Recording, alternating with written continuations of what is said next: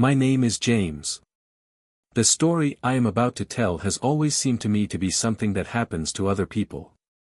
But one day it became my reality. It was incredibly painful, but at the same time, fair.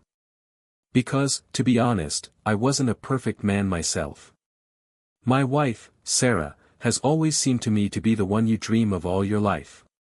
We met completely by chance, in a cafe where she worked as a barista. Her smile was always sunny, and her eyes were full of warmth. We had a 10-year age difference, but that never seemed like a problem. At least at first. She was young, and I already had more than one novel and some experience in my life. Perhaps this is why our relationship developed so quickly, and we got married just a year after meeting. Everything was fine for the first few years. But then I started to notice changes. Sarah became more distant. Her phone, which had always been on the table, was now almost constantly in her hands. When I asked her about it, she smiled and said, "Just a lot of work." She worked as a designer for several online stores, and work always seemed to find her. But it started to annoy me. I couldn't figure out why anything had changed. And one day I just happened to see her in the living room when she was taking a selfie. Normally this wouldn't raise any suspicions, but this time she was in her underwear. I pretended not to see it, but it stuck in my head. I started to feel like I was missing something. A few weeks later, I discovered one thing that made me seriously question our marriage. I decided to leave a small note on her computer with a reminder of our anniversary. But when I turned it on, the screen wasn't locked and I accidentally saw a message from a stranger. There was only, "Hello, baby." I felt something heavy hit the bottom of my stomach. This message may not have meant anything. But my instincts told me otherwise. All these changes in her behavior, her constant withdrawals, sudden exits, phone calls she would only take when she was alone, all of it was starting to add up. I decided not to rush to conclusions, although suspicion burned inside me. I wanted to find evidence or at least something that would explain this message and the changes in our lives. So I did one thing that I still can't forgive myself for. I installed a hidden camera in the living room. I just wanted to know if there really was still something between us, or if there was nothing left. A few days later I found time to watch the recorded video. At first there was nothing suspicious. But one moment made me freeze. Sarah was sitting on the couch, texting someone on the phone. Her face was calm until suddenly she smiled. A smile I haven't seen in her eyes for a long time. Then she sent the photo to someone. I recognized that moment, that selfie in underwear. I felt my heart tighten, as if someone was holding it in a fist. Who did she send this photo to? The part ended with me sitting in front of the screen, not believing my eyes. I knew I had to find out the truth, but what could I do next? How to find out who this man is and what is happening behind my back? Most people think that I am simply incapable of emotions. If you had known me before I met Sarah, you might have thought so. I am a former Marine. He devoted 25 years of his life to service. 3 trips to Afghanistan, 2 to Iraq, a bunch of assignments I can't even mention without government permission. I've seen friends die in battle, experienced terrorist attacks, gunfights, and, I admit, sometimes I thought I'd forgotten what emotions were. When I retired, life was supposed to change for the better, but things were different. I was alone. My first wife left me a long time ago. She could not stand the life I was leading. Constant departures, danger, injuries, she just couldn't stand it. I don't blame her, it was a choice I made. And so I returned home to my body, which had never been in better shape, but which was no longer fit for battle, like a machine that had lost its purpose. I didn't know what to do with my life. Then Sarah appeared. She was like a ray of light in my dark world. Young, full of life, she showed me that I could still feel something other than anger and pain. We started talking and I felt something change in me. Her lightness, her laughter, her openness to life, all this awakened long-forgotten emotions in me. She was younger, and it sometimes seemed awkward, but at the same time, I was bought into it. She saw a person in me, not just an ex-soldier that everyone around saw. I had no intention of remarrying. At least, I didn't think it would ever happen. But Sarah made me reconsider my views. She was young, beautiful, and I felt that next to her I could live again. Not just to exist, but to live. We got married. And for a while I thought I had finally found my peace. But something has changed. I knew that life with someone like me was not easy. I had my demons. Sometimes I would wake up in the middle of the night in a cold sweat from nightmares. Sometimes it was hard for me to talk about my feelings. Perhaps this also played a role. But now, sitting in front of the computer screen, I felt how all those fears and anxieties, which were somewhere far in the depths of my soul, rise to the surface again. I couldn't believe Sarah would betray me. I trusted her more than anyone. She knew everything about me, all my weaknesses, all my injuries, all my defeats. She was the one to whom I opened my soul that I kept locked away for so many years. And now I felt that this castle was cracking at the seams again. Of course I could put it out of my mind. There could be hundreds of explanations for what I saw, her new phone habits, those photos, her cryptic conversations. But the thought that something was wrong did not leave me. Is it just jealousy? Is it my own insecurity that she is young and could find someone better? Or is it really a reality? The second day after watching the video, I couldn't get rid of those images. Sarah behaved as usual, she smiled, cooked breakfast, kissed me before work. But her smile no longer seemed so carefree to me. I felt she was hiding something. And it was starting to drive me crazy. My service had taught me not to act on my emotions, but right now it was hard. I had to gather my thoughts and decide what to do next. Her every little action seemed suspicious to me. Her every look, every word. She changed, and it changed us. That night I did something I had never done before. I took her phone when she left it in the kitchen. I knew it was wrong, but something inside me screamed of danger. And then I saw a message. It was there, sent at 3 in the morning. Can't wait to see you again. You're amazing. A wave of rage and despair coursed through my entire body. It happened. And who is he, this stranger, writing such things to her? My head was spinning with anger and powerlessness. I knew that the next would be the most difficult. I had to find out who he was. And what happened to the woman I once loved so passionately that I was sitting in the kitchen with Sarah's phone in my hands as if it weighed several tons. This message from someone I didn't know consumed my consciousness. I was angry with myself for opening it, but it was too late now. I had to find out the truth. My military background had taught me to control my emotions in times of crisis, but now I could feel that ability slipping away. My heart was beating faster and my brain kept scrolling through the many scenarios. Can't wait to see you again. You're amazing. What did that mean? When did she meet him? What happened between them? Does she love him as she once loved me? 1,000 questions filled my head, but there was only one thing that really bothered me. Was this really the end of our marriage? I put the phone back on the table and heard Sarah approach. She entered the room, smiled lightly and looked at me with her brown eyes, as innocent as if nothing had happened. I barely restrained myself from pouncing on her with questions, but decided to play it safe. I needed more evidence, more understanding to put together the full picture. Are you okay? She asked, placing a plate of fruit on the table. Her voice had the same warm sound that I had known for years. And now it seemed alien to me. Yeah, just thinking about business, I replied, trying to speak as calmly as possible. She sat down next to him and, as usual, began to talk about her day. I listened only partially, trying not to let my emotions get the better of me. How could she just go on living as if nothing had happened? Did she know I suspected something? I had no answers. So I decided to act. That same night, when Sarah was already asleep, I took her phone again. This time I decided to find out more about that stranger.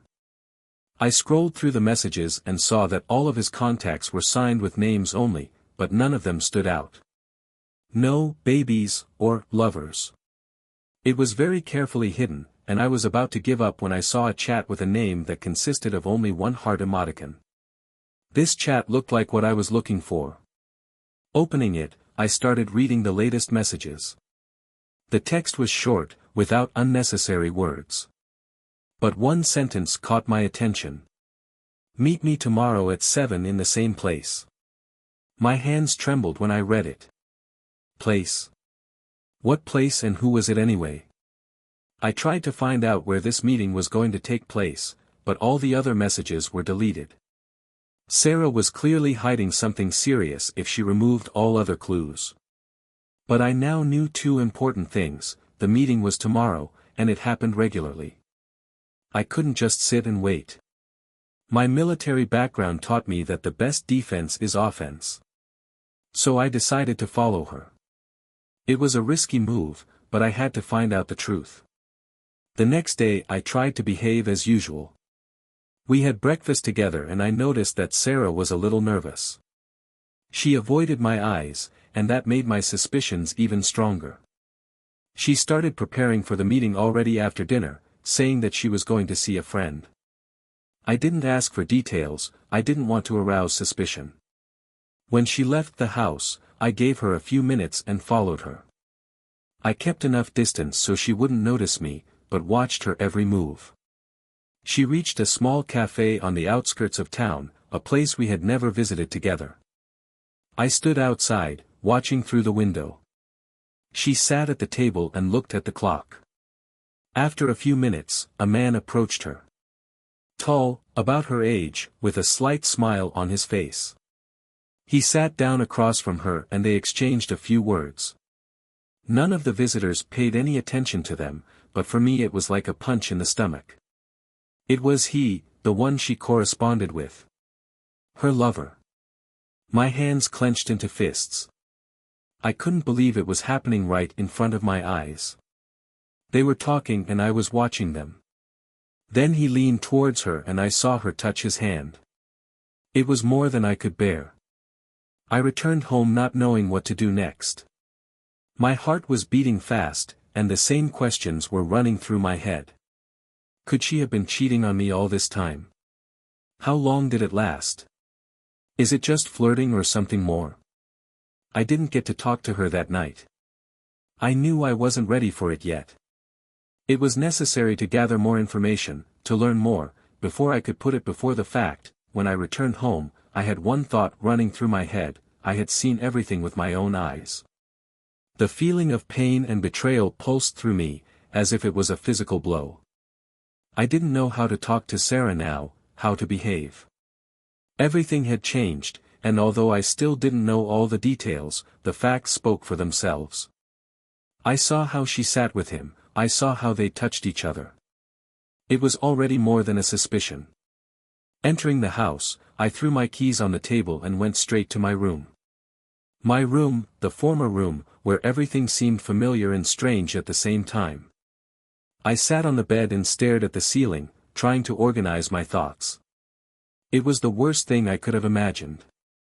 I had always thought of myself as someone who could control my emotions, but now all that was falling apart. I tried to focus on what I knew. Many years in the service taught me to think logically even in the worst situations. And now it was necessary. I had to figure out what to do next, but my emotions dragged me down like a stone at the bottom of the sea. Several hours passed and I could not gather my thoughts. My body was on the verge of exhaustion and my brain kept scrolling through what I had seen today.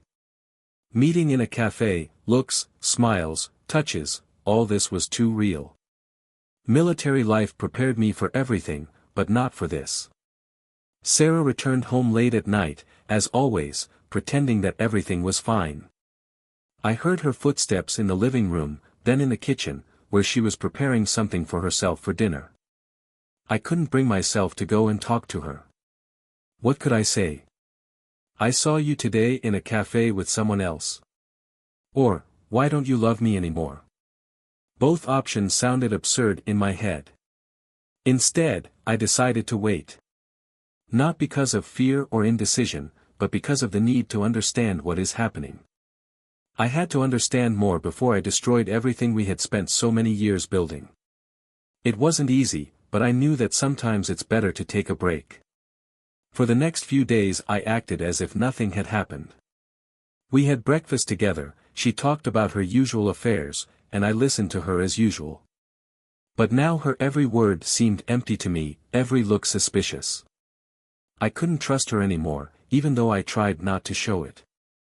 On the outside I was calm, but on the inside I was full of chaos. I managed to find time to look at her phone again when she was out shopping. I didn't want to push the boundaries, but I've done it before. What else could I lose? Her phone was locked again, but I knew it now, I'd seen her enter the code earlier.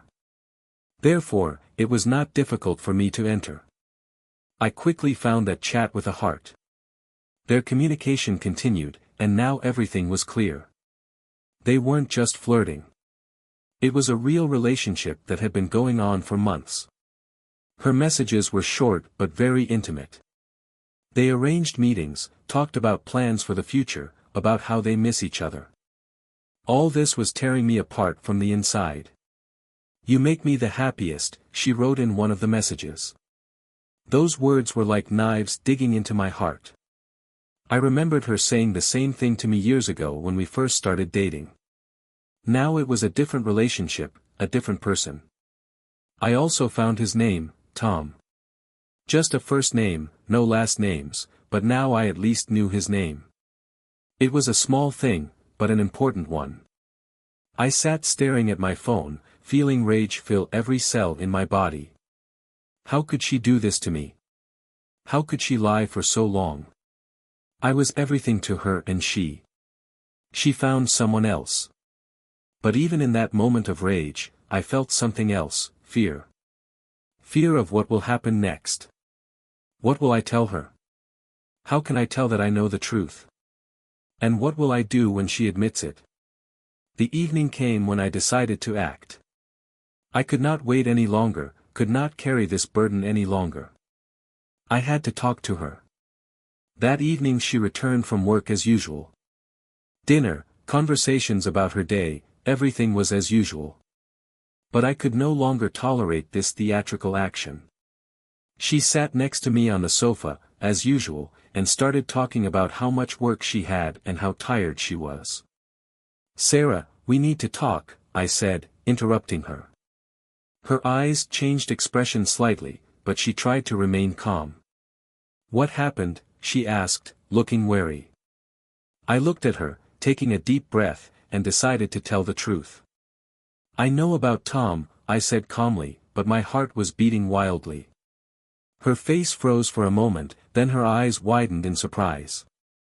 She was silent, not knowing what to say. And it was at this moment that I realized that she would not object. She knew what I found out. "James." Her voice sounded confused, almost as if she hadn't expected me to be so blunt about what I knew. It was the moment of truth. But I wasn't going to end the conversation so easily. I had to find out everything. That I sat in front of Sarah, waiting for her answer, as if every second dragged on forever. She was silent, her eyes were looking somewhere through me. I expected emotions of any kind, remorse, anger, maybe tears. But what I got was the worst possible option. She sighed, so easily and carefree, as if a heavy decision had just fallen on her shoulders. After that she suddenly smiled. A slight but expressive smile that made my heart clench again in pain. "You know about Tom," she repeated calmly, as if this were simply a confirmation of the facts and not the moment when the foundation of our marriage crumbled. Her words were cold, and I didn't see a shred of pity or shame in her eyes. "Yes, I know," I said, feeling the floor shake under my feet. "How long did it take?" "Almost half a year," she answered without hesitation. This was not an attempt to justify or explain. She spoke as if she were talking about some unimportant trifle. Half a year. The words slipped out of my mouth and I felt something break inside me. I didn't expect it to last this long. Half a year of lies, half a year when she came home and looked into my eyes as if nothing had happened. I felt my anger begin to boil inside me. How could you hide it from me? I asked, trying to keep my voice from shaking. My head was filled with so many questions, but I couldn't find the words to express everything I was feeling. And I didn't hide it, she said, as if it were obvious. You didn't notice it yourself. I thought you would have realized sooner, but you didn't seem to care. Her words hit me harder than any insult. I felt rage wash over me from within, but with it came helplessness. Her indifference to my pain, to our marriage, was unbearable. Indifferently? I asked, not believing what I was hearing. How can you say that? We've been together for so many years. I thought we were still important to each other. Sarah sighed as if this conversation was wearing her down more than she could handle. James, the truth is, I don't want to hide it anymore. You saw for yourself, our marriage was dead a long time ago. I just didn't want to make the first move to break it up. But now that you know, it's even a relief. Her words sounded as if it had been decided long ago. I felt everything inside me turn upside down. She didn't even try to make excuses. She didn't want to fix our relationship. She wanted to leave me and now she was comfortable with that decision. Are you relieved? My voice trembled with indignation. I couldn't believe that I felt so vulnerable and broken when for her it was just another phase of life. Yes, she confirmed, not taking her eyes off her. I thought you would understand everything and talk to me a long time ago, but you didn't. That's why I continued to live as I lived. And now that everything has come out, I don't see the point in continuing this. I want to leave. Her last words were clear, without unnecessary emotions. She was looking at me as if she was waiting for me to make the next move, the one that would finally release her from her obligation to stay with me. My heart was beating so hard I could hear it in my ears. Everything I had built, everything I had fought for was crumbling in that moment.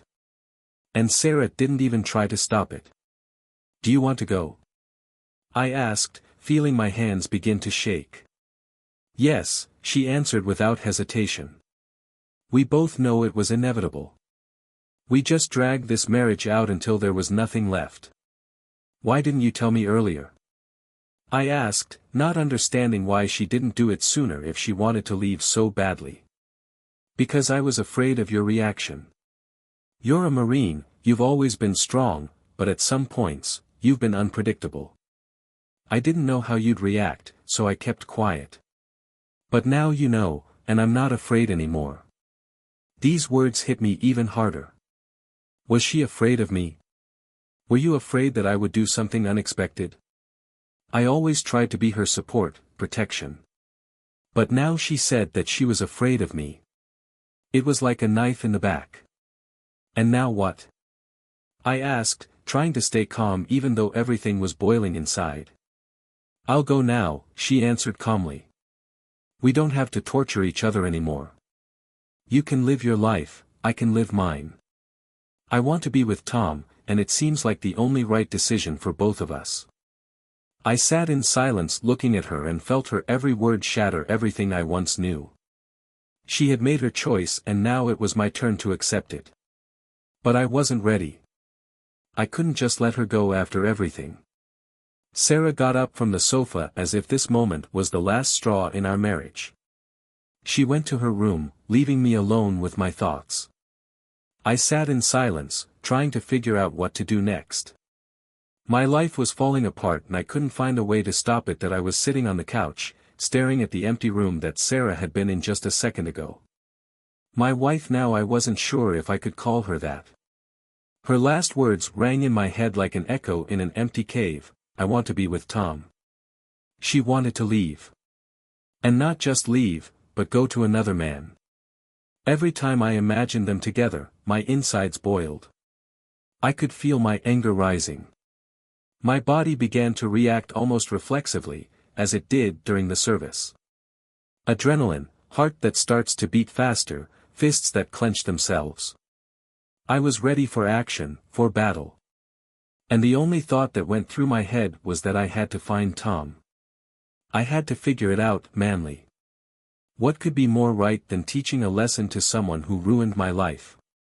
Before my eyes appeared the image of Tom, this stranger who had become so important in my destiny.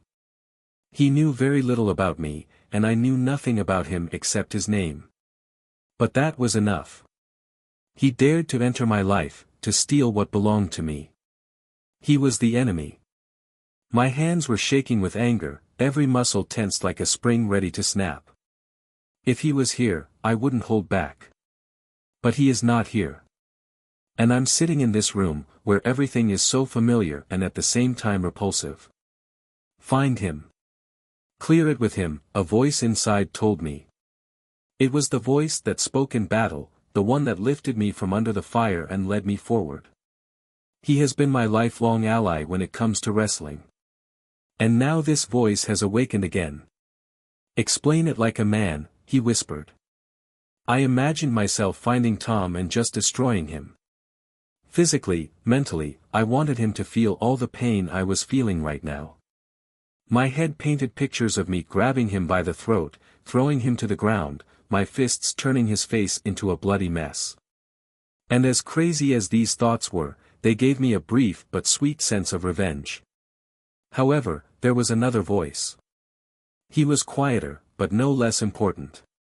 It was the voice of reason, the one that stayed with me after the army. The one who taught me not to lose my head during the chaos. James, stop, he said. It won't solve your problems. It will only destroy you. I tried to listen to that voice, but my rage was strong. My body craved action. I was ready to meet him, tear him apart. I imagined again walking out of the house, finding Tom, and just making him pay for what he had done to me, to my marriage, to my life. But then I looked at my hands. They were trembling, tense, ready for battle. But when I looked closer, I saw old scars.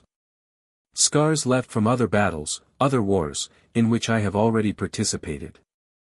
Am I ready to walk this path again? Am I willing to open the gate to anger that may not stop? I took a deep breath, trying to control myself. I've been through this before. I knew what it was like to feel anger controlling every part of your body. But I also knew that this anger was useless. He destroys everything around him, even those who are not guilty. I have seen this many times. I have seen people lose themselves by letting anger rule their lives. And I didn't want to become like that.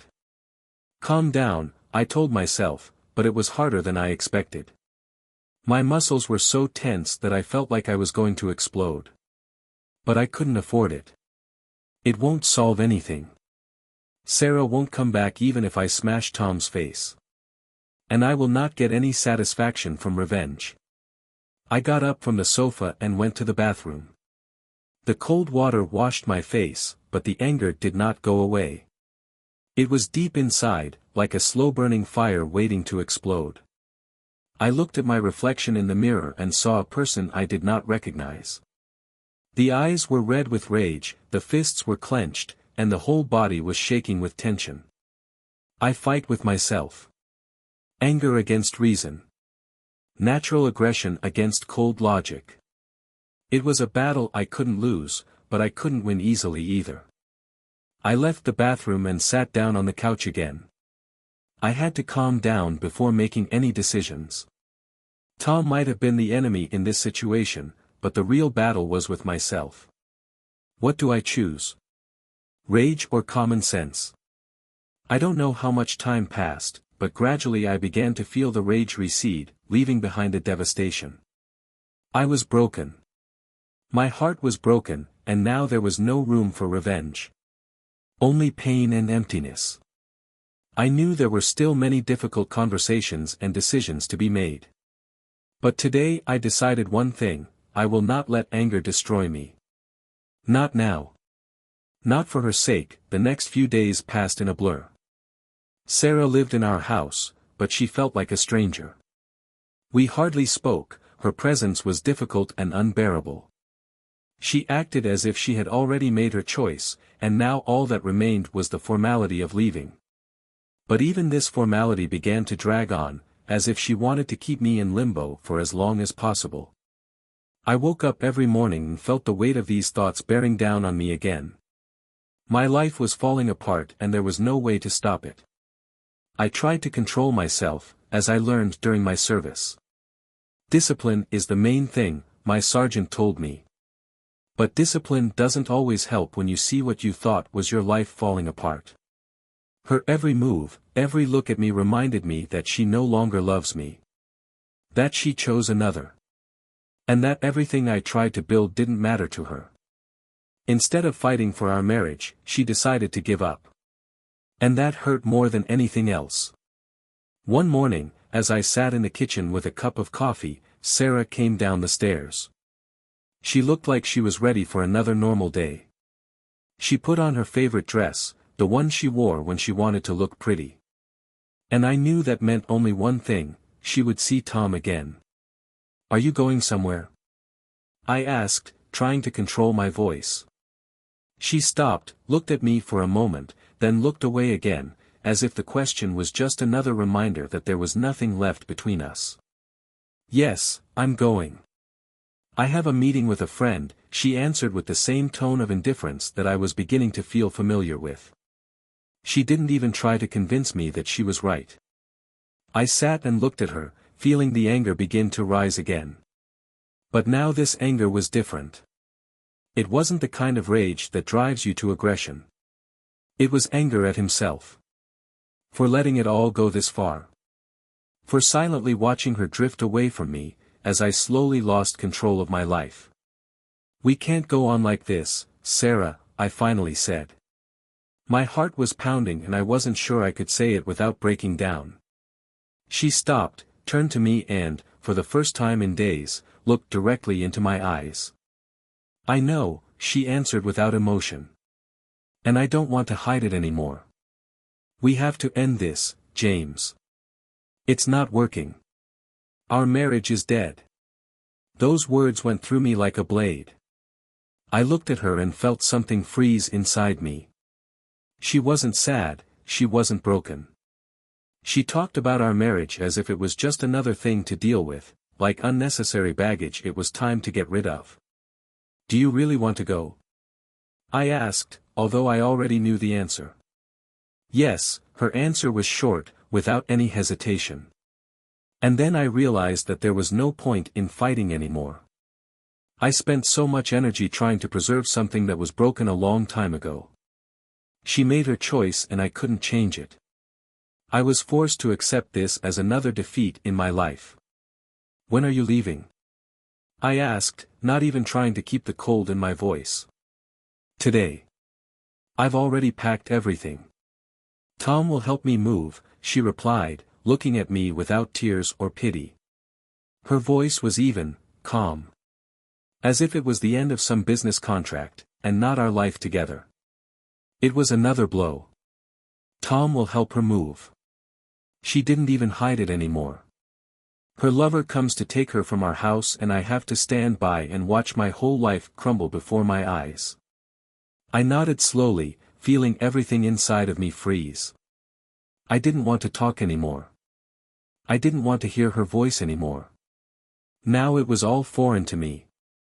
"Okay," I said, standing up. "Do what you have to do. But don't think you're going to stay in my life." She didn't answer anything. She simply turned and left the room, leaving me alone with my thoughts.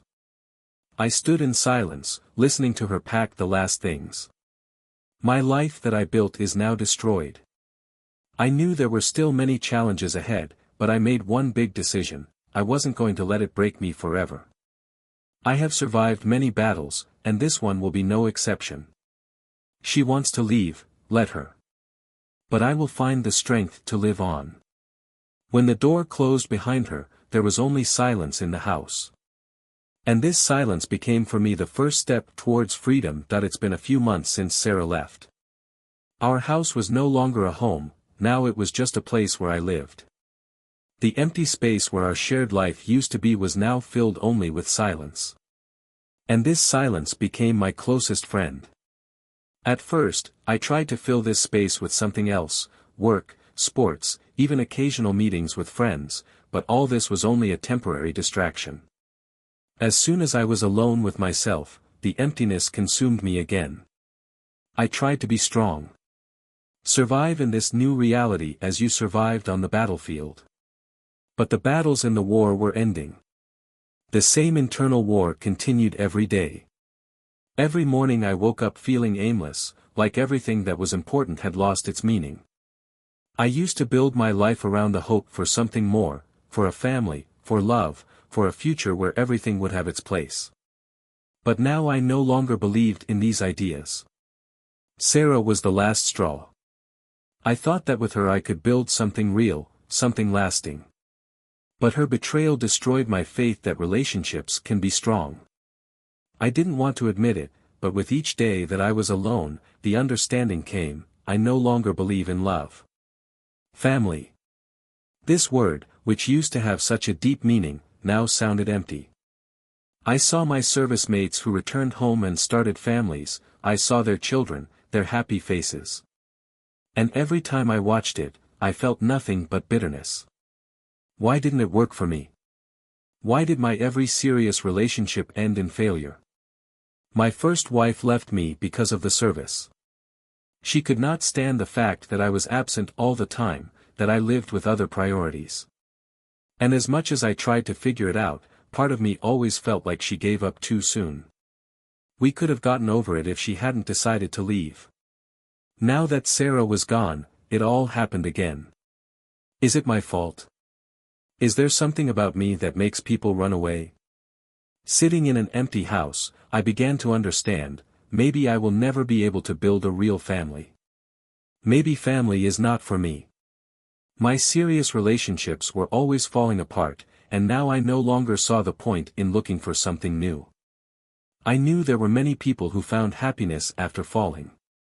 They meet someone new, start all over again. But I was not one of them. I had a hard time coming to terms with it. At first I resisted. I told myself that it was just a phase, that everything would pass. But with each new day I became more and more convinced of the opposite. I didn't believe in relationships anymore, I didn't believe that love could last forever. And worst of all, I didn't even want to try anymore. I'm tired of fighting for something that will fall apart sooner or later anyway. Looking at my life, I understood, I have achieved a lot. I served my country, I saw the world, I survived in the worst circumstances. But now it seemed distant and unimportant. All these victories meant nothing when I was alone. And, most likely, I will always be alone. Maybe I'm just not made for this world of relationships, where people find each other, build families, grow old together. My world has always been different, hard, cold, with no place for true intimacy. Loneliness no longer scared me. She became my constant companion.